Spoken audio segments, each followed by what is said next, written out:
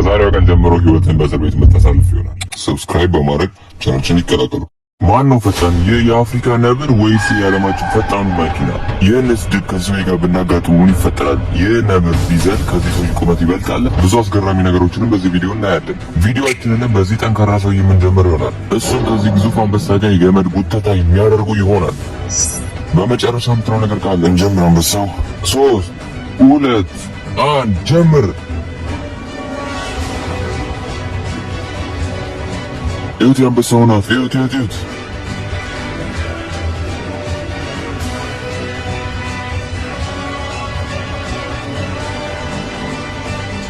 በነገራችን ላይ ይህ ሰው ነበረ ባለፈው ቪዲዮ ላይ ፕሬስ ይገፋ የነበረው። አሁን ግን አንበሳው የከበደ ይመስላል።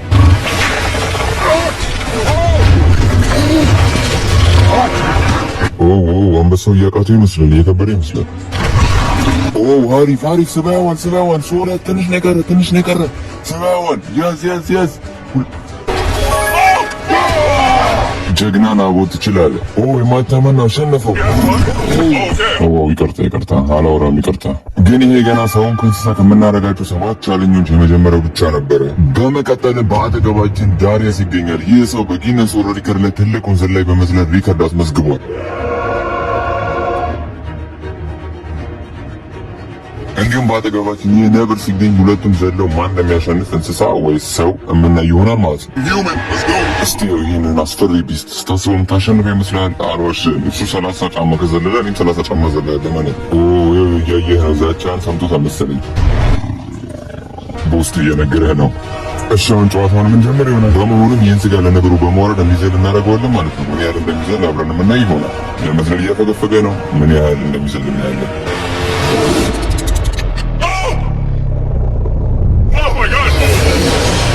በመሆኑም ከነብሩ በላይ እንደምትዘል ጥርጥር የለኝም። ምክንያቱም ይህንን በወርልድ ሪከርድ ላይ ኦልሬዲ አስመዝግበዋል። ስለዚህም ነብሩ በዘለለበት ከፍታ 10 ጫማ ከ9 ኢንች ላይ ሳይሆን ማረገድ ላይ 12 ጫማ ከ3 ኢንች ላይ ይሆናል ማለት ነው። በዚህ በፊት ከነበረው ወርልድ ሪከርድ አንድ ከፍ አድርገ ነው ማለት ነው። ስለዚህ በዚህ ውድድር እሱ ካሸነፈ ማሸነፍ ብቻ ሳይሆን የሚያሳካው አዲስ ሪከርድ ያስመዘግባል ማለት ነው። እንግዲህ ያው የሚፈጠረውን አላውቅም። የቀድሞውን የዓለማችን ሪከርድ ለመስመር ዝግጁ ነው?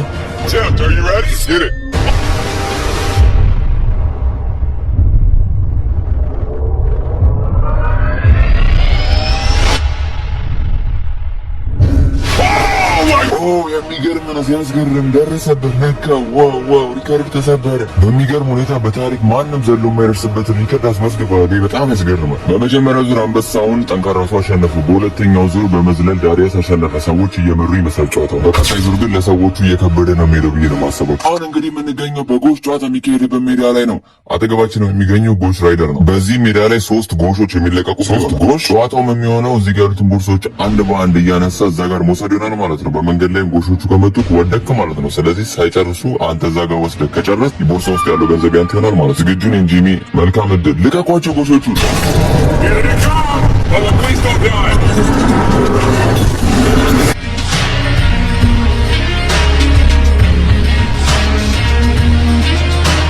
የመጀመሪያውን 10,000 ዶላር አሳክቷል። ግን ሳይገሉት ምን ያህሉን ያሳካል ነው ጥያቄ። በአንዴ 2 ቦርሳ አንስቶ መሮጥ ጀመረ።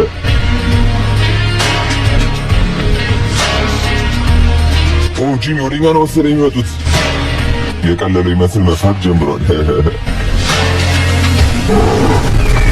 ልጆቹን ከሱ ለማራቅ ስትራቴጂ እየተጠቀመ ይመስላል። ጨረሰ፣ አሸንፏል። እንኳን ደስ አለህ፣ 50,000 ዶላር አሸንፏል። አብዛኞቻችሁ ጓጓችሁለትንም የዚህን ውድድር መጨረሻውን የምናሳያችሁ ይሆናል። ግን ከዛ በፊት የሚቀሩንን ውድድሮች እናልፋለን ማለት ነው። ወደ 4ኛው ዙር የምናልፍ ይሆናል። እሺ በሩን ከፈት አድርጉት። ቀስ ብለህ ግባ። ተራመድ። ምንድነው ያላስታወሳችሁት? በባለፈው የውድድር ቪዲዮ ላይ ውድድሩን ጀምሮ ሳያሸንፍ ተሸነፈ የቀረው ተወዳዳሪ ነው። ግን ሆኖም በዚህኛው ዙር ሁለተኛ እድል ሰጥቼ ውድድር እንዲሞክር አምጥቼዋለሁ ማለት ነው። ከፊት ለፊት አንድ ነገር አለ። ምንድነው? መንካት አልፈልግም። ችግር የለውም፣ አትፍራ፣ ምንም ነገር አይደለም። መንካት አልፈልግም። ብቻ ግን በኋላ ቪዲዮ ላይ ራስን ስትይ በራስ ነው የምትስቀው። እሺ ምንድነው? 100,000 ዶላር ነው። በባለፈው ዙር ላይ ተወዳድረው ውድድሩ ማሸነፍ በማቃቴ ያጣውን ብር ታስታውሳለህ? ይሄን ብር አሁን እዚህ ጋር ያለውን ማሸነፍ የምትፈልግ ከሆነ ጨዋታውም ለ1 ደቂቃ ፍልሚያ ሜዳ ውስጥ በመቆየት ማሸነፍ ይሆናል። አይነህን ፍታው። ሮሚ 500 ፓውንድ የሚመስል ፕሮፌሽናል ሱሞ ተደባዳቢ ነው። ቆይ ለምንድን ነው እንደዚህ የሚያደርግብኝ? እሱን ከፈራኸው ደግሞ አይቅርብኝ ካልክ ወደ ኋላ ዙር። ቀጣዩን 1 ደቂቃ በዚህ ሜዳ ውስጥ ከዚህ ድብ ጋር የምታሳልፍ ጋር ምን እያላችሁ ነው? ከሱ ጋር ይህ ድብ ለማዳን አይጎዳኝም ብለህ ካሰብክ ተሳስተሃል። ምክንያቱም አጥንትህን እንደ አፈር ነው የሚያደቅልህ። ሀይቶም እንዴት ነህ? ኦኬ እጎርሳለሁ። ነገር ውሳኔ የምትወስንበት ታይም ላይ ደርሰናል። በመካከላችን $100,000 ይገኛል። ስሞ ተደባዳቢ የሆነው ሮሚን ትገጥመዋለህ ወይስ ደግሞ በዛ በግራ የሚገኘውን ድቡን ትገጥመዋለህ? ድቡ ቢቀርብኝ ሳይሻል አይቀርም። ከሱ ጋር ገባለሁ ወስኛለሁ። እሱ ይሻላል። እንዴ ከዚህ ድብ ጋር እንዴት አድርጌ ነው የማሸንፈው? ለህይወት ኢንሹራንስ አለ ግን የለኝም። በራሴ ነው የምታመን። ከዛም እንደዚህ ከሚገባ ብለን አሰልጣኝ አምጥተንለት አንዳንድ ነገሮችን አሳየው፣ እንዲሁም ከሚሸነፍ ቴክኒኮችን አሳየው። በዛም ውድድር ውስጥ እንዲገባ አደረግን ማለት ነው። ዝግጁ ናችሁ? ወደ ሜዳው ግቡ። ግባ። ወደ ሜዳው ዝለቅ፣ መስመሩን ለፍ። በዚህም ጨዋታ አሸናፊ ሆኖ ለመጨረስ ከዚህ ሪንጉ ሳትወጣ ለ1 ደቂቃ የምትቆይ ከሆነ ያኔ አሸናፊ ሆነ ትወጣለህ ማለት ነው። ከመስመሩ ካለፍክ ግን ትወድቃለህ ማለት ነው። ሁለታችሁም ግራውንድ በመንካት ጀምሩ።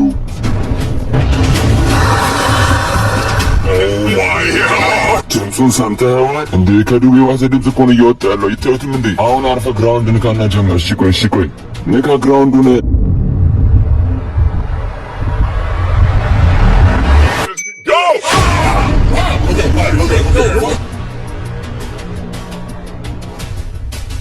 ኒክ አይዞህ አትፍራ፣ ግጠመው፣ ግፋው፣ ግጠመው።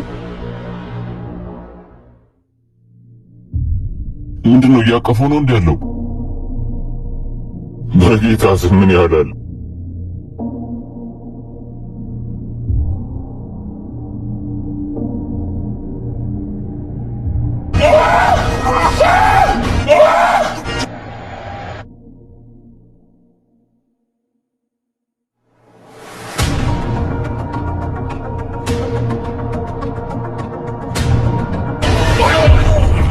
ደህና ነህ? ተርፈሃል። የሚገርመው ደግሞ ከመሸነፍ በፊት መጨረሻ ላይ ገመዱን ለማርዘም ሞከረ። የኔ ወንድሜ ሰው መሰለ እንስሳ ነው እንጂ ከዚህ በፊት የነበረውን ውድድር ተሸነፍክ፣ የአሁኑንም ውድድር ማሸነፍ አቃተ። ስለዚህም ይህን በመሰማት ይህን $10,000 ለሱ ምሰጥ ይሆናል ማለት ነው። አሸንፈሃል። በመቀጠልም ወደ ቀጣዩ ትልቁ ቻሌንጃችን የምናልፍ ይሆናል ማለት ነው። ሆኖም በዚህ ውድድር ኮሜዲያን ትሬቨርን አምጥቼዋለሁ ማለት ነው። ትሬቨር አይነን ግለጥ።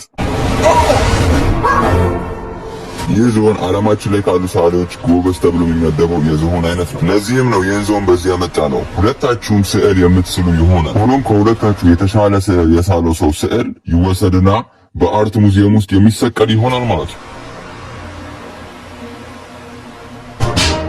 በጆሮዋ ዘበጠችኝ። 3 2 1 ጀምሩ። በዚህ ቻናል ለመጀመሪያ ጊዜ ነው ዝሆንን መሳያ ሲዘን ስዕል እያሳልን ያለ ነው። የሚገርም እንደሚሆን አጠራጠሩ። ስዕሉን መጨረሻ ላይ እንድታዩት አሁን የምንሸፍኑ ይሆናል ማለት ነው። ኦኬ ስዕላችንን እንግዲህ በቢጫ ቀለም እንጀምር ይሆናል።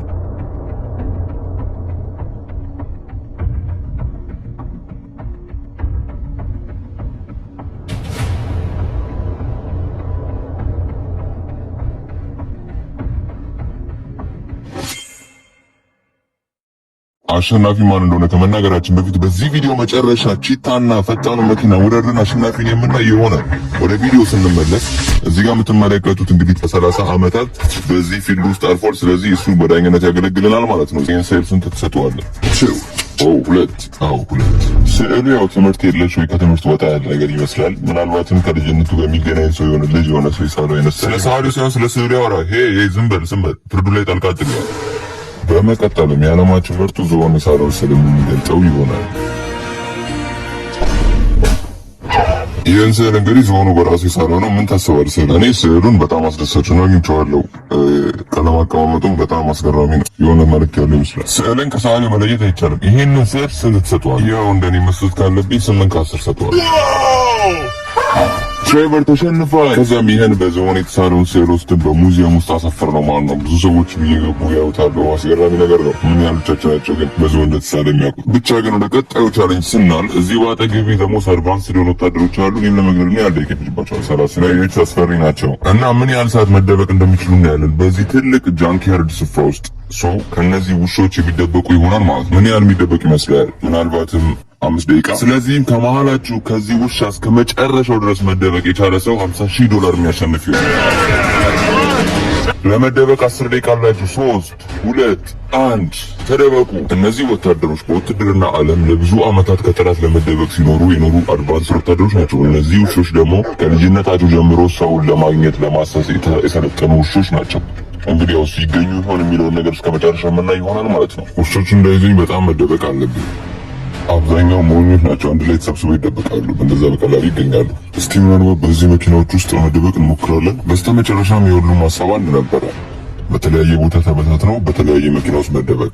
ከነሱ አንዱ ብቻ ግን የተለየ ሀሳብ ነበረው። በዛፍ ላይ ወጥቶ ነበር። እዚህ ሰዎች የሚገኘው ከፍታ ላይ ነው። ከ50 ጫማ በላይ የሚሆን ከፍታ ነው ዛፉ ራሱ። ማንም ይዘኛል ብዬ አላስብም። የመደበቂያ ጊዜያችሁ አልፏል። አሁን የምትፈለጉ ይሆናል። 3 2 1 ውሾቹን ልቀቋቸው።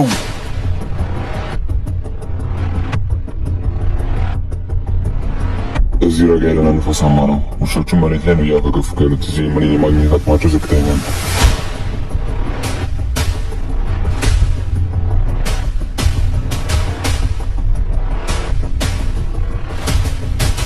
እዛ ጋር ድምፅ አለ። ተገኘ መሰለኝ።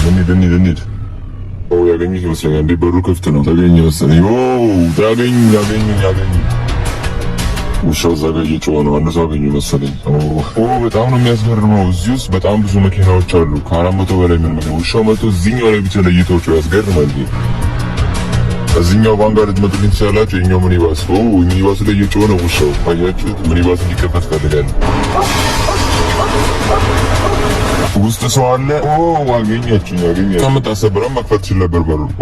2 ሰዎች ተይዘዋል እስካሁን ድረስ። እንግዲህ ያሳዝናል። 50,000 ዶላር አታገኙ።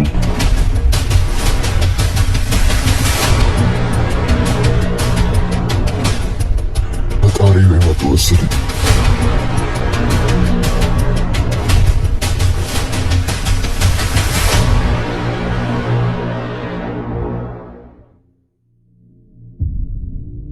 የቀሩትን መፈለግ ሙሉ ሌሊት እንኳን ቢነጋ ሊያገኟቸው አልቻሉም። አሁን እንግዲህ ከሌሊቱ 11 ሰዓት ተኩል አካባቢ ነው እየነጋን ያለው። ሆኖም ግን ሲነጋጋ ወደ አንዱ መኪና መቅረብ ጀመሩ።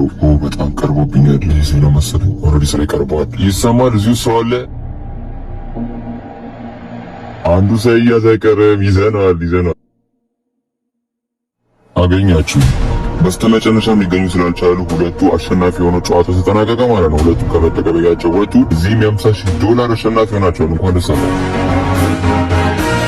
እናም በስተመጨረሻ ሁላችሁም በጓጓችሁ ለዙር ደርሰናል። እስካሁን ካያችኋቸውም የእንስሳና የሰው ውድድር የሚበልጥ የመጨረሻ ውድድር ደርሰናል። እዚህ ጋር ፈጣኑ መኪና አለ። እዚህ አጠገባችን ደግሞ ፈጣኑ ቺታ ወይም አነር አለ። ይህ እንስሳ ቺታ ወይም አነር ይባላል። የዓለማችን ፈጣኑ ከእንስሳዎች አንደኛው እንስሳ ነው። በፍጥነቱ ሁላችንም እናውቀዋለን። ይህንን እንስሳ ከዚህ ፈጣን መኪና ጋር ብናወዳደረው የሚፈጠረውን ለማብረም እና ይሆናል። ግን ከዛ በፊት ይህንን እንስሳ ከ3 መኪኖች ጋር ብናወዳደረው ከዚህኛው ምን ጀምር ይሆናል። ምላሱን ያዋወጣቱን። እሺ ጋይስ ዝግጁ? 3 2 1 ጀምር።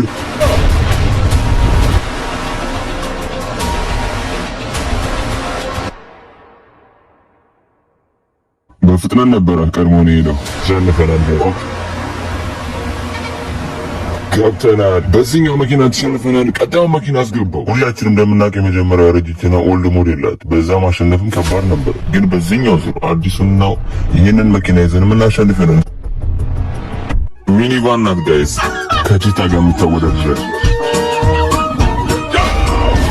ነው ወይ? በፍጹም ነው። ማለት ተቀደም እንደው አላውቅም ምን ይሆን እንደሆነ። ነዳጁ ጠፋ መሰለኝ። አክሰለሬት እያደረገ አይደለም።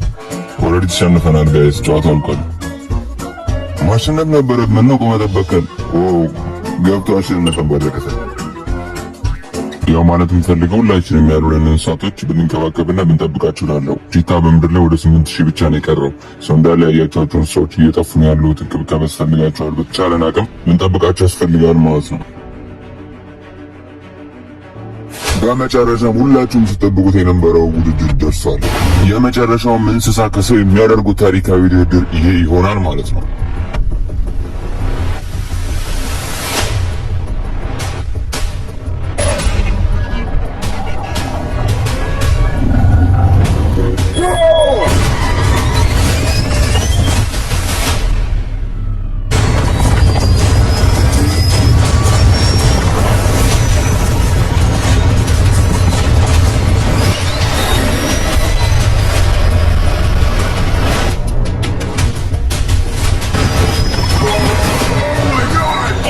ውድድሩን በመጨረሻ ተጠናቀቀ። እውነት ለመናገር ካየሁት እንስሳ ሁሉ ምርጡ እንስሳ ነው ቺታ።